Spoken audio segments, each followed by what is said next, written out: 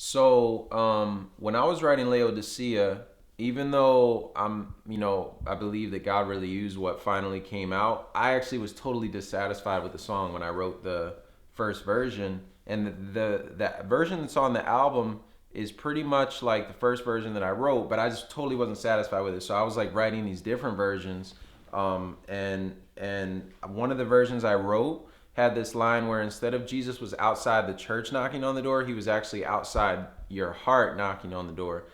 And so when we were in Florida at this church called REACH Sarasota, I accidentally said the wrong line. Like I said a line from the other version that I'd written where Jesus is outside the door of your heart knocking. And it's like open up and be transformed. But the problem with me doing that is that there was an entirely different verse that followed after that line.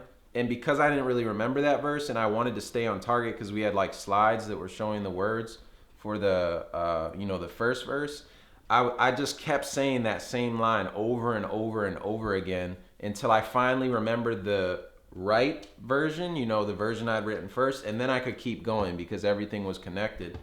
And so I literally must have said this line like 5 or 6 times. And the people in the audience might not have necessarily known that it was a mistake, but everyone who was there with me, the other musicians, except for Jen, because she was so like into what she was doing, was totally aware that like Lee's messing up, like what's gonna happen. And so finally I got the right word and we finished the song. But after the concert, this guy walked up to me and he was like, it was crazy that you were saying that line about Jesus knocking on the door of your heart, because this is my first time at this church and I was on my bike, I was driving by and I saw a poster for this concert. And so I wondered to myself, God, are you trying to get me to go to this concert? And he said he heard a really loud sound of a doorbell.